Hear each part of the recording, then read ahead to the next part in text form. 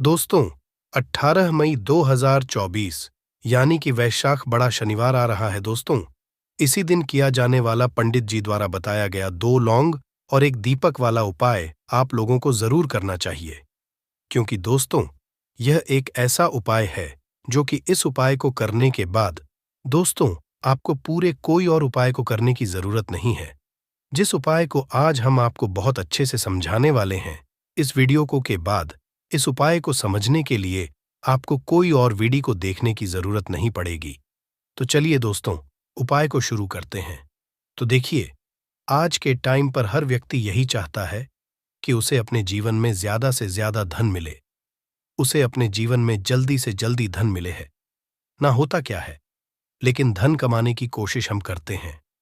हम चाहते हैं कि जल्दी से जल्दी धनवान बन जाए, मेहनत भी बहुत करते हैं, कोशिश भी बहुत करते हैं, लेकिन बहुत बार ऐसा हो है कि बहुत कोशिश के बावजूद भी हम अपने जीवन में आगे नहीं जा पाते हैं, धन को कमा नहीं पाते हैं, उल्टा हमारे सर पर कर्जा होने लगता है।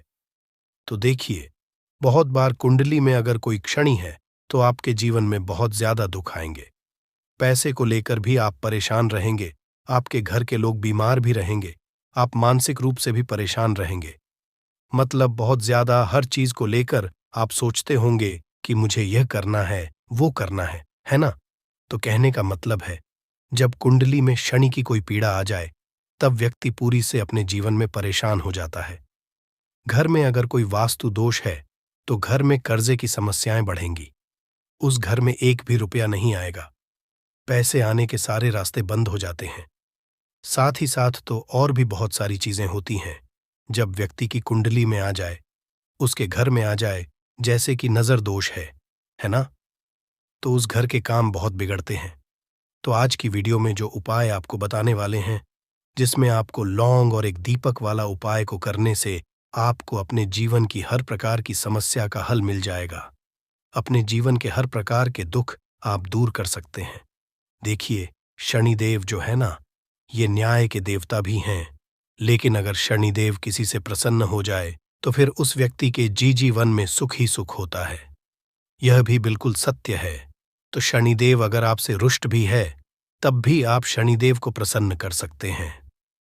2 लौंग और एक दीपक वाला उपाय साथ ही साथ आपको बता दे कि शनिदेव ने स्वयं कहा है, जो व्यक्ति हनुमान जी की पूजा करेगा, शनिवार के दिन कभी भी कोई शनि दोस्त उस व्यक्ति को परेशान नहीं करेगा। शनि की कितनी भी बड़ी महादशा क्यों ना हो, आपकी कुंडली में शनि की 7.5 हो, शनि ढैया हो, वह भी आपके जीवन से दूर हो जाती है। जब आप शनिवार के दिन महादेव का या फिर हनुमान जी का पूजन करते, तो चलिए सबसे पहले बात कर लेते हैं सबसे पहले उपाय की दोस्तों।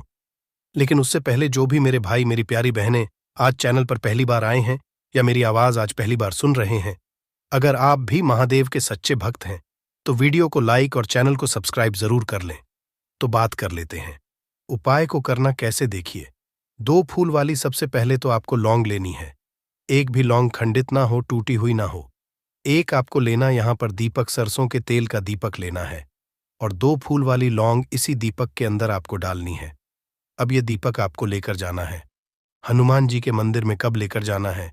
शाम के समय में ये उपाय आपको करना है। अब कोई व्यक्ति ऐसा है जो शाम के समय में कर ही नहीं सकता है, तब ये उपाय वो सुबह में करें, वरना ये उपाय शाम का ही है। तो देखिए, शाम के समय में आपको आज आसपास जहां पर भी आपको लगे हैं ना, घर के आसपास कोई भी मंदिर जहां पर हनुमान जी की कोई मूर्ति है वहां आप जाए, और ये सरसों के तेल का दीपक आपको हनुमान जी के आगे लगाना है। उनसे प्रार्थना करनी है कि हे प्रभु, मेरे जीवन के जो दुख है, जो कष्ट है, उन्हें आप दूर करना है ना। इतना कहने के बाद आपको भगवान श्री रामा का जो नाम है उसका आपको 108 बार जप करना है, वहां बैठकर या खड़े होकर, है ना। जैसे भी आप करना चाहे, आपको यहां पर भगवान श्री रामा के नाम का स्मरण करना है, क्योंकि जैसे ही आप भगवान श्री रामा का लेते हैं, बजरंगबली बहुत जल्दी प्रसन्न हो जाते हैं और अपने भक्तों के जीवन के जितने भी कष्ट होते हैं ना, उन्हें दूर कर देते हैं। तो देखिए, जब भी आप शनिवार के दिन सबसे पहले तो हनुमान जी का अगर पूजन करते हैं और यह 2 लौंग वाला दीपक जलाते हैं, बड़े से बड़ा शनि दोष भी आपकी कुंडली से दूर हो जाता है। शनिदेव आपसे बहुत प्रसन्न हो जाते हैं जब भी आप हनुमान जी का पूजन करते हैं। दूसरी चीज कि जब भी आप हनुमान का पूजन करते हैं, चाहे शनिवार को करें या मंगलवार को करें, और अगर आपने अब किसी से भी कर्जा ले रखा है, आपके पास धन नहीं है, आपके पास पैसा रुकता नहीं है, या फिर आपका धन बर्बाद बहुत होता है, तो इसमें भी आपको बहुत लाभ मिलता है। कर्जे की समस्याएं बहुत जल्दी दूर होती है। जब भी आप 2 लौंग का दीपक भगवान हनुमान जी के सामने जलाते हैं, तो यह उपाय इतना उत्तम है कि इसे करने से आपको लाभ ही लाभ मिलेगा। तो ये पहला उपाय था। अब जल्दी से बात कर लेते हैं दूसरे उपाय की, जो कि विशेषकर आपको शनिवार के दिन करना। दोस्तों देखिए, बहुत बार हमें पता होता है कि हमारी कुंडली में शनि की 7.5 चल रही है, शनि ढैया चल रही है, शनि की यह महादशा चल रही है। लेकिन बहुत सारे लोग ऐसे भी हैं जिनको नहीं पता है कि शनि की 7.5 है, शनि ढैया है, या कोई वास्तु दोष है, नजर दोष है। अगर आपको कुछ भी नहीं भी पता है ना, तब आपको यह उपाय करना है शनिवार के दिन। क्योंकि अगर आप इस उपाय को शनिवार के दिन करते हैं तो शनि देव का आशीर्वाद आपको मिलता ही मिलता है। और उनका आशीर्वाद मिलने का मतलब ही है कि जीवन में आपको सब कुछ मिलता मिलता है। जो भी आपको चाहिए, आज आपकी विश है, आज आपकी मनोकामना है कि मुझे अपने जीवन में यह चीज खरीदनी है, मेरा यह सपना है, मुझे यह लेना है ना, नहीं ले पाते हैं। बहुत सारे कारण होते हैं कि बहुत हम सोचते तो बहुत कुछ है, लेकिन हम वो कर नहीं पाते हैं अपने जीवन में। कभी हमारे पास पैसे की कमी होती है, कभी हमारे पास समय ऐसा नहीं होता है कि हम उस चीज को ले पाए हैं। ना तो जिन लोगों की इच्छाएं अधूरी है, जिनकी मनोकामनाएं पूरी नहीं हो रही है, जीवन के दुख लगातार अगर बढ़ रहे हैं, कर्जे जैसी समस्याएं जीवन में बढ़ रही है, और आप नहीं समझ पा रहे हैं कि आपके जीवन में ऐसा क्यों हो रहा है। या फिर कभी कभी तो सिचुएशन मतलब ऐसा भी है लोगों के साथ कि व्यक्ति पैसे को लेकर भी परेशान है, उसके घर में बीमारियां भी घुस रही हैं, उसके घर में धन की बर्बादी भी हो रही है। तो देखिए, बहुत बार ये चीजें होती हैं वास्तु दोष के कारण, शनि की कोई महादशा के कारण।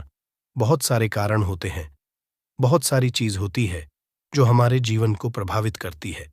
देखिए, बात करेंगे सरसों के तेल की, जो कि शनि देव से जुड़ा हुआ है। शनिवार का दिन शनि देव को समर्पित है। सरसों का तेल जब भी आप शनिवार के दिन लेते हैं और उससे कोई भी उपाय करते हैं, तो शनि की कृपा आपको मिलती ही मिलती है, और उनकी कृपा से आपके जीवन की निर्धनता तो दूर होती ही है। मां लक्ष्मी की विशेष कृपा आपको मिलती है।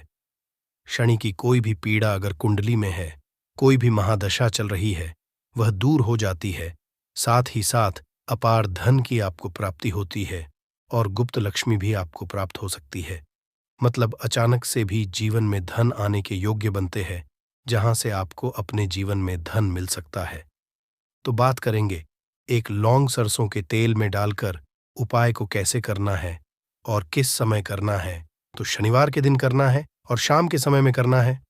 सरसों का तेल लेना है, जिसे शुद्ध कच्ची घानी तेल भी बहुत सारे लोग बोलते हैं, ठीक है ना। सरसों का तेल लेंगे। कितना लेना है? 1 कटोरी लेना है, ज्यादा बड़ी कटोरी नहीं, छोटी सी कटोरी में, ठीक है। अगर आपके पास लोहे की कटोरी हो तो बहुत ही उत्तम है, क्योंकि लोहे की कटोरी में जब भी आप सरसों का तेल लेकर उपाय करेंगे, उसका अधिक से अधिक फल आपको मिलेगा। जल्दी से जल्दी आपकी पूजा सफल होगी, तो थोड़ा सा तेल लेना है। कटोरी में अगर लोहे की नहीं है तो कोई और भी आप बर्तन ले सकते हैं, ठीक है ना। कोई भी चीज ले सकते हैं। उसके अंदर आपको क्या करना है, एक फूल वाली लौंग डालनी है, ठीक है ना। एक फूल वाली बिल्कुल भी टूटी हुई नहीं होनी चाहिए, बिल्कुल भी खंडित नहीं होनी चाहिए, ठीक है ना। अब सरसों का तेल आपने ले लिया, लौंग से तेल को तैयार कर लिया। अब आपको क्या करना है, एक दीपक तैयार करना है। कौन सा दीपक? सरसों के तेल का, ठीक है ना। इस दीपक के अंदर आपको बिल्कुल जरा सा चुटकी भर काला तेल डालना है। अब ये दोनों चीजें, एक दीपक जो आपने सरसों के तेल से तैयार करा है, चुटकी भर काला तेल डाला है, और एक वह कटोरी जिस अंदर आपने सरसों का तेल डाला है और एक फूल वाली लौंग डाली है, दोनों चीजें लेकर आपको जाना है शनिदेव के मंदिर में। अब जिनके घर के आसपास शनिदेव का मंदिर नहीं है, वो क्या करेंगे? तो देखिए, उनके लिए भी उपाय बताएंगे क्या करना है। लेकिन आप उपाय पहले सुने तो आपको क्या करना है? शनिदेव के मंदिर में जाना है और शनिदेव को सबसे पहले यह तेल अर्पित करना है और फिर आप दीपक जलाएंगे। डायरेक्टली सीधे सीधे आपको शनिदेव के नहीं खड़ा होना है, थोड़ा सा साइड में खड़े होंगे, लेफ्ट या राइट, सीधे हाथ पर या उल्टे, किधर भी आप खड़े हो जाए। कोशिश करें उलटे हाथ पर खड़े हो, है ना? तो वहां खड़े होकर आपको तेल अर्पित करना है, दीपक जलाना है और शनिदेव के चरणों में देखते हुए उनकी आंखों में आपको नहीं देखना है, ठीक है ना?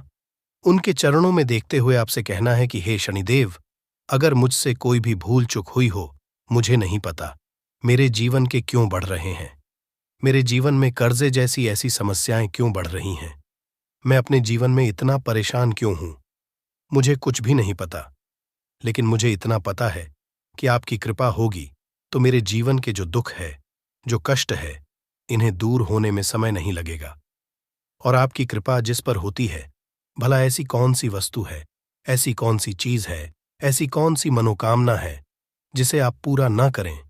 तो मुझे पूर्ण विश्वास है कि आप मेरी जो दशा है, आज मैं जो इतना दुखी हूं, इसे आप समझेंगे और मेरे कष्टों को आप दूर करेंगे। और अगर मुझसे कोई भी भूल चूक हो गई हो, अजाने अनजाने, उसके लिए मुझे क्षमा कर दें। तो पूरी सच्ची श्रद्धा के साथ आपको शनिदेव से पहले क्षमा याचना करनी है, ठीक है ना? क्योंकि वो जो क्या है, वो हमारे न्याय के देवता हैं। उनसे क्षमा याचना करनी है, उन्हें तेल अर्पित करना है। एक जो दीपक आप लेकर के गए थे, वो आपको जलाना है। देखिए, जब भी आप सरसों के तेल का दीपक जलाते हैं, चुटकी भर काला तेल, तो यह उपाय और भी स्ट्रांग, बहुत उत्तम हो जाता है, क्योंकि सरसों का तेल उनको बहुत प्रिय है। सबसे ज्यादा प्रिय सरसों का तेल है शनिदेव को, और काला तेल भी उनको बहुत प्रिय है। काली उड़द की दाल हो गई, जितनी भी काले रंग की वस्तु होती है, ये शनिदेव को बहुत प्रिय होती है। तो काले तेल से भी शनिदेव बहुत जल्दी प्रसन्न होते हैं।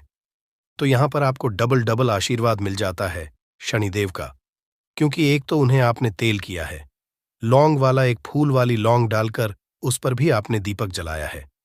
तिल के तेल का तो शनिदेव की ऐसी कृपा आपको मिलती है कि आपके जीवन के जितने भी दुख होते हैं ना, उन्हें दूर होने में ज्यादा समय नहीं लगता है।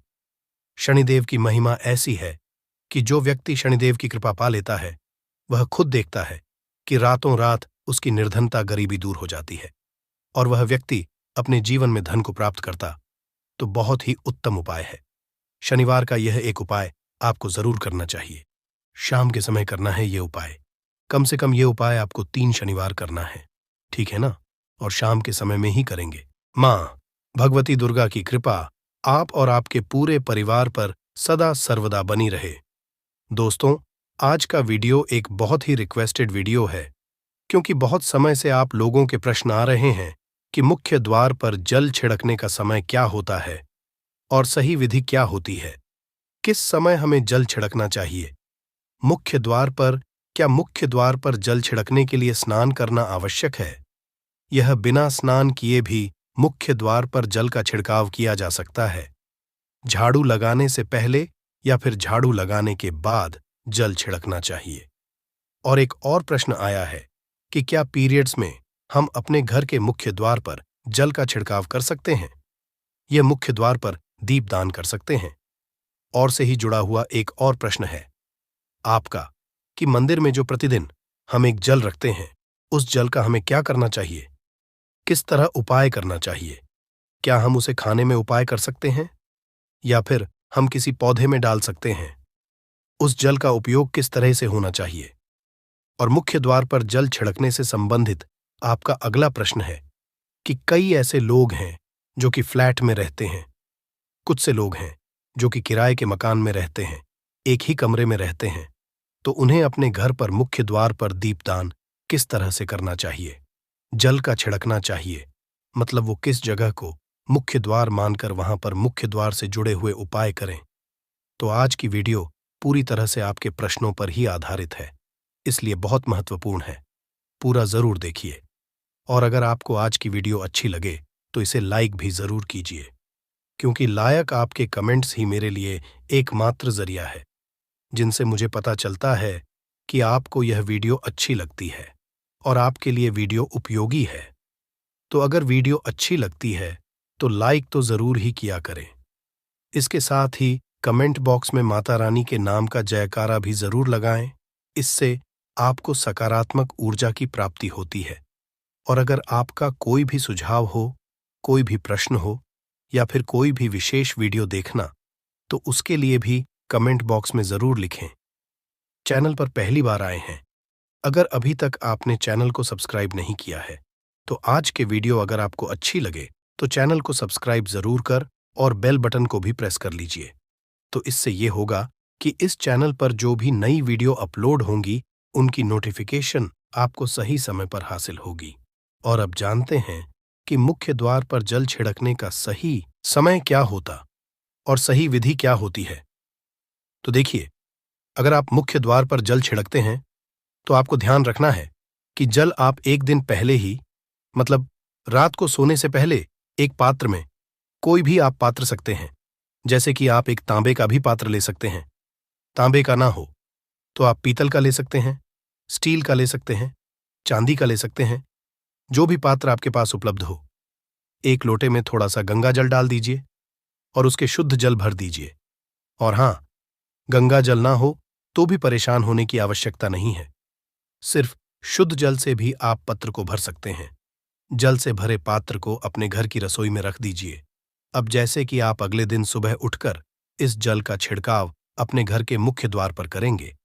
अब बहुत से भक्तों के प्रश्न आए हैं कि क्या हम स्नान से पहले ये जल छिड़क सकते हैं या फिर स्नान करना आवश्यक है। देखिए, मुख्य द्वार पर जो सुबह सवेरे सबसे पहले जल छिड़का जाता है, जैसे कि जो रसोई में रखा हुआ जल होता है, ये एक तरीके से उपाय के तौर पर किया जाता है। घर में किसी भी तरह की परेशानी हो, किसी भी तरह के दुख दर्द रहता हो, गरीबी हो या फिर कलह क्लेश बहुत अधिक रहता है, मतलब किसी भी तरह की नकारात्मक ऊर्जा से आप परेशान हैं, बहुत समय से परेशानियों में ही घिरे हुए हैं, तो ऐसे में घर की रसोई में जल रखा जाता है और यही जल घर के मुख्य द्वार पर सुबह उठकर जाता है। इस जल के छिड़काव से आपके घर की कोई भी परेशानी हो बहुत शीघ्र समाप्त हो जाती है। उपाय को करने से आपके घर में सुख समृद्धि भी आती है, कलह क्लेश से भी मुक्ति मिलती है, बीमारियों से भी मुक्ति मिलती है। मतलब देखिए, किसी भी तरह की मानसिक परेशानी हो, शारीरिक परेशानी हो, आर्थिक तंगी हो या आपके घर में कोई वास्तु दोष हो, किसी भी तरह का ग्रह दोष हो, जैसे कि कई बार ऐसा होता है कि कई लोगों के ऊपर कई तरह बुरे ग्रह दोषों का असर होता है, जिसकी वजह से घर में परेशानियां हमेशा बनी रहती हैं। तो ग्रह दोषों के असर से भी आपको मुक्ति मिलती है। दोष और पितृदोष भी समाप्त होता है। इसके साथ ही जैसे कि बहुत से लोगों के प्रश्न होते हैं कि उनके ऊपर किसी ने कुछ कर करा दिया है, उनके परिवार में किसी भी तरह की पहले कोई परेशानी नहीं थी, परंतु अभी कुछ समय से परेशानियां लगातार आती ही जा रही हैं और कोई रास्ता नहीं मिल रहा है, से निकलने का तो किसी के भी किए कराएं। तंत्र मंत्र का असर हो, किसी की बुरी नजर का असर हो, तो भी आपके इस उपाय से, मतलब इस एक लोटे जल से, आपकी परेशानी स्वतः ही कुछ दिनों में हो जाती है। तो यह घर की सभी परेशानियों से मुक्ति पाने का रामबाण और सबसे सरल, सबसे आसान उपाय होता है, जो हमारे शास्त्रों में वर्णित है। तो आप अपने घर की रसोई में एक लोटा जल रखें, रात में भरकर, और प्रातःकाल जल्दी उठकर उसी जल से घर के मुख्य द्वार पर छिड़काव कीजिए।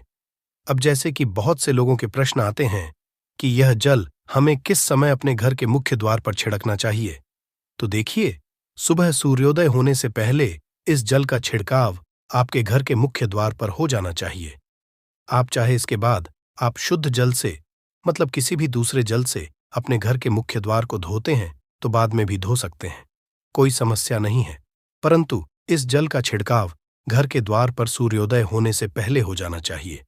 और अब जैसे आपका अगला प्रश्न है कि क्या हमें स्नान करके इस जल का छिड़काव अपने घर के मुख्य द्वार पर करना चाहिए या फिर बिना स्नान किए भी कर सकते हैं। ये जो हम जल छिड़कते हैं, मतलब ये एक उपाय होता है। तो इसे हम स्नान करने के बाद नहीं करते हैं। सुबह जल्दी उठते हैं और उठकर सबसे पहले घर की रसोई में जाएंगे। उसके बाद उस जल को लेकर आप घर के मुख्य द्वार पर जाएं। मुख्य द्वार खोलकर मतलब मेन गेट खोल दीजिए और उसके बाद मुख्य द्वार पर इसी जल का छींटा दीजिए, छिड़काव कर दीजिए और जल का छिड़काव करते समय अपने पितरों का ध्यान कीजिए, माँ का ध्यान कीजिए, क्योंकि कहा जाता है कि सुबह सुबह माँ लक्ष्मी प्रत्येक द्वार पर आती है, सबके द्वार पर आती है, जिनके भी द्वार खुले होते हैं, जिनके घर में जल का छिड़काव मुख्य द्वार पर हुआ रहता है, उसके घर में वह प्रवेश कर जाती है। तो माँ लक्ष्मी का मन में ध्यान कीजिए और एक तरह से प्रार्थना कीजिए कि हे माँ लक्ष्मी, आप मेरे घर में प्रवेश करें, मैं आपका स्वागत करने के लिए तैयार हूं। और इसके बाद अपने पितरों का ध्यान कीजिए, क्योंकि हमारे घर की जो दहलीज होती है वहीं पर पितरों का वास समझा जाता। तो जब आप दहलीज पर जल के छींटे देते हैं तो आपके पितृ बहुत हो जाते हैं, प्रसन्न हो जाते हैं और उनका आशीर्वाद भी आपको हासिल होता है। तो सुबह जो आप जल छिड़के, इस स्नान करने की आवश्यकता नहीं है, बिना स्नान किए भी कर सकते हैं। और अब आपका अगला प्रश्न है कि क्या झाड़ू लगाने के बाद हमें जल का छिड़काव करना चाहिए या फिर झाड़ू लगाने से पहले भी जल का छिड़काव कर सकते हैं। देखिए, जैसे मैंने आपको पहले ही बताया, सोकर उठने के बाद सबसे पहला कार्य जो आपको करना है वो जल का छिड़काव ही करना है। उसके बाद आप झाड़ू लगा सकते हैं। परंतु एक चीज का ध्यान रखिए, जब हम सोकर उठते तो सबसे पहले बिस्तर पर बैठे हुए ही अपने दोनों हथेलियों को जोड़कर और दोनों हथेलियों को सामने से जोड़कर पूरी हथेली को देखा जाता है। उसमें माँ लक्ष्मी का ध्यान किया जाता है। उसके साथ ही पंच देवताओं का ध्यान किया जाता है। देवता कौन कौन से होते हैं? माँ दुर्गा, भगवान शिव, भगवान श्री हरि, विष्णु, गणपति, गजानन और भगवान सूर्य देवता। पंच देवताओं का ध्यान हम अपने हाथों में ही करते हैं, हथेलियों में ही करते हैं। लक्ष्मी कर्मदेव सरस्वती कर्म लेतु गोविंदा प्रभातें प्रदर्शन। हम इस मंत्र का उच्चारण आप चाहें तो कर सकते हैं, नहीं करते हैं तो भी कोई बात नहीं। अपने इष्ट देवता का और पंच देवताओं का ध्यान अपनी हथेलियों में कर लीजिए। उसके बाद दोनों हाथ जोड़कर सभी देवी देवताओं को प्रणाम किया जाता है और उसके बाद अपने हाथ से पृथ्वी का स्पर्श करते हैं, धरती को छूकर प्रणाम करते हैं 2 बार या 3 बार और उसके बाद दाहिना पांव पृथ्वी पर रखते हैं, धरती पर रखते हैं। उसके बाद ही बाकी के जो सभी कार्य होंगे वो उसके बाद ही किए जाएंगे। जल का छिड़काव आप उसके बाद ही करेंगे। सुबह उठने के बाद सबसे पहले हथेलियों के दर्शन, फिर धरती को प्रणाम कीजिए, फिर धरती पर पैर रखिए और उसके बाद रसोई में जाकर आपको जल लेना है और घर का मुख्य द्वार खोलकर मुख्य द्वार पर जल का छिड़काव करना है, माँ लक्ष्मी का और अपने पितरों का ध्यान करना है। उसके बाद अपने घर में आ जाएंगे और उसके बाद जो भी आपके रूटीन वर्क होते हैं, मतलब झाड़ू लगाएंगे या फिर आप स्नान करेंगे, ये सभी उसके बाद किए जाएंगे। और अब जैसे कि कई लोगों के प्रश्न आते हैं कि जब हम जल का छिड़काव करते हैं, क्या उसी समय हम घर के मुख्य द्वार पर झाड़ू लगाकर और पानी डालकर क्या हम मुख्य द्वार की अच्छे से सफाई कर सकते हैं? जी हाँ, बिल्कुल कर सकते हैं। पहले आप जो रसोई में रखा हुआ जल है उस जल का छिड़काव कर दीजिए। उसके बाद और भी पानी डालकर, मतलब अगर आपके पास जल और उपलब्ध है तो और जल और घर के मुख्य द्वार की अच्छी तरह से झाड़ू से या कैसे भी सफाई कर सकते हैं। और कई लोगों के प्रश्न आए हैं कि हम किसी फ्लैट में रहते हैं या फिर किसी ऐसे कमरे में रहते हैं, किराए के कमरे में, कि हमारे पास एक ही कमरा है, तो हम जल का छिड़काव या फिर दीपदान कहाँ पर करें? किसी हम अपना मुख्य द्वार माने देखिए, जो आपका अपना कमरा है या फिर जो फ्लैट है आपका लगा हुआ है, आप उसी स्थान पर दीपदान करेंगे और उसी स्थान पर आपको जल का छिड़काव करना है। मतलब जहां पर आपका अगर एक ही कमरे का मकान है तो आपके कमरे का जो दरवाजा है वहीं पर आपको थोड़ा सा जल छिड़कना है और वहीं पर आप दीपदान भी करेंगे। जो कि मुख्य द्वार से जुड़े हुए उपाय होते हैं वो आप अपने घर के, मतलब जो अपना कमरा है उसके बिल्कुल दरवाजे के पास ही करेंगे। और आपका अगला है कि क्या पीरियड्स में हम अपने घर के मुख्य द्वार पर जल का छिड़काव कर सकते हैं, दीपदान कर सकते हैं। देखिए, जल का छिड़काव करने के लिए पीरियड्स हो या ना हो, उसे कोई फर्क नहीं पड़ता। आप जल का छिड़काव कर सकते हैं। रही बात दीपदान की, तो दीपदान देखिए कार्मिक पूजा में आ जाता है, और कार्मिक पूजा हम बिना शुद्ध हुए नहीं कर सकते हैं। मतलब पीरियड समाप्त होने के बाद ही आप कर सकते हैं। बाकी जल का छिड़काव आप कभी कर सकते हैं, मैं भी कर सकते हैं, कोई समस्या नहीं है। और अब आपका प्रश्न है कि क्या मंदिर में जो हम जल रखते हैं, क्या वो रखना जरूरी है? और अगर हम रखते हैं तो उस जल का क्या करें? देखिए, मंदिर में जल रखना बहुत आवश्यक है। जल एक ऐसी चीज होती है जिसमें सभी तरह की जो एनर्जी होती है ऑब्जर्व हो जाती है।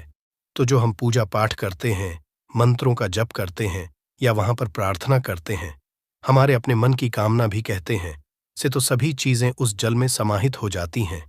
इसलिए पूजा करने से पहले घर के मंदिर में एक लोटा जल रखा जाता है, और उसके बाद दीपदान मतलब एक दीपक प्रज्वलित कर दिया जाता है। यह अग्नि और जल का एक तरह से बैलेंस भी हो जाता है, और इसलिए शास्त्रों के अनुसार घर के मंदिर में एक लोटा जल भी हमेशा होना चाहिए और दीपक भी प्रज्वलित करना चाहिए।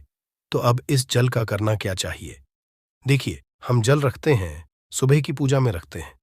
मतलब सुबह जो हम पूजा करते हैं, प्रातःकालीन पूजा, उस समय जल रखा जाता है, और वो जल हम अगले दिन उठाते हैं। मतलब जब आप अगले दिन पूजा करने जाते हैं, स्नान इत्यादि करने के बाद तो आप उस जल को उठाते हैं। सबसे पहले तो उस जल का उपाय सुन लीजिए। आप अपने घर के सारे कमरों में, मतलब पूरे घर में, उस जल का छिड़काव करते हैं। इससे आपके घर का शुद्धिकरण हो जाए, क्योंकि वो बहुत ही पॉजिटिव एनर्जी से भरा हुआ जल होता है। उस जल का छिड़काव करने से किसी भी तरह की नकारात्मक ऊर्जा का प्रवेश आपके घर में नहीं होता। किसी भी तरह की परेशानी आपके घर में हो, अगर आप नियमित तौर पर उस जल का छिड़काव करें अपने घर में, तो निश्चित ही आप परेशानियों से मुक्ति पा जाते हैं। कि ये कराएं, तंत्र मंत्र के असर से मुक्ति पा जाते हैं। इसका उपाय आप कर सकते हैं। जैसे कि घर में कोई बीमार है, तो आप इस जल को मानव को पीने के लिए दे सकते हैं। और ये जल इतना पावरफुल होता है कि इस जल को पीने से बड़ी बीमारियों से, मतलब लंबी बीमारियों से भी धीरे धीरे राहत मिलने लग जाती है। कई बार होता है ना कि आप लोगों के प्रश्न आते हैं कि दवाई तो हम कर रहे हैं, परंतु दवाई हमें लगती ही नहीं है, दवाई का कोई असर ही देखने को नहीं मिलता। तो ऐसे अगर उस जल को पीने के लिए रोगी को दिया जाए तो बहुत अच्छी दवाइयां काम करने लग जाती। और जैसे कि परिवार में अगर बहुत अधिक कलह क्लेश रहता है, हमेशा आपस में सामंजस्य बनता ही नहीं है, आपस में हर बात पर मतभेद होता है, तो परिवार के सभी सदस्य इस जल में से अगर थोड़ा थोड़ा पीते हैं तो धीरे धीरे विचारों में परिवर्तन आने लग जाता है। सकारात्मक विचार सभी के होने लग जाते हैं और आपस में समन्वय होने लग जाता है। कलह, क्लेश और मतभेद हमेशा के लिए समाप्त हो जाता है। और मंदिर में रखे हुए जल, अगला उपाय क्या है? देखिए, अगर आप कोई दुकान करते हैं, कोई व्यापारिक स्थल है, आपका, तो प्रतिदिन इसी जल में से थोड़ा सा जले जाकर दुकान पर, व्यापारिक स्थल पर छिड़काव कीजिए। इससे आपका दुकान, आपका काम बहुत अच्छा चलता है। मतलब किसी भी तरह की परेशानी आपके व्यापारिक स्थल पर नहीं आती है, क्योंकि जैसा मैंने आपको बताया, ये जो जल होता है बहुत पावरफुल होता है, बहुत पॉजिटिव होता है। तो इस जल का छिड़काव करने से सारी परेशानियां स्वतः ही समाप्त हो जाती हैं। जैसे अगर आपके दुकान पर किसी की नजर लगी है, बहुत से लोगों के प्रश्न आते हैं कि हमारे काम को किसी ने बांध दिया है। मतलब किसी की बुरी नजर ऐसी लग गई है कि पहले तो दुकान बहुत अच्छी चलती थी, अब नहीं चल रही है, तो आप इस उपाय को कर सकते हैं। निश्चित ही बहुत जल्द ही आपको परेशानियों से मुक्ति मिल जाती है और दिन दूनी रात चौगुनी आपके व्यापार में तरक्की होती है। और है मंदिर में रखे हुए जल को आप अपने घर की रसोई में खाना बनाने में, पीने में भी उपाय कर सकते हैं। परंतु खाना बनाने में उपाय तभी कीजिए जबकि आपके घर में बिल्कुल सात्विक भोजन बनता हो। मतलब लहसुन प्याज अगर आपके घर में बनता हो तो खाना बनाने में इस जल का उपाय नहीं किया जा सकता है। फिर आप इस जल को थोड़ा थोड़ा परिवार के सदस्य मिलकर ग्रहण कर सकते हैं और बचे हुए जल को आप अपने घर में पौधों में डाल सकते हैं। तो देखिए, ऐसा नहीं है कि मंदिर पर रखा हुआ जल बेकार होता है, किसी काम का नहीं होता है। बहुत सारे उपयोग इस जल के होते हैं। अगर हम सही तरीके से उपाय करें तो अपने जीवन की बहुत सारी परेशानियों का समाधान मात्र इस एक लोटे जल से हम कर सकते हैं। तो ध्यान रखिए कि मंत्रों से अभिमंत्रित जल बहुत महत्वपूर्ण होता है, बहुत शक्तिशाली होता है, और हमारे घर के मंदिर पर रखा हुआ जल देवताओं का आशीर्वाद होता है, क्योंकि समय वह देवताओं के पास होता है, देवता वहां पर रहते हैं। तो उस जल में हर तरह की शक्ति समाहित होती है, जो कि सकारात्मक शक्तियां होती हैं। और इस जल का उपाय अगर हम सही तरीके से करते हैं, मतलब उसको पीने में करते हैं, खाना बनाने में करते हैं, घर में जल का छिड़काव करने में करते हैं, तो इससे हमारी समस्याओं का समाधान होता है। और अगर कोई भी कार्य नियमित तौर पर, मतलब प्रतिदिन किया जाता है, तो उसका हमें लाभ हासिल होता है।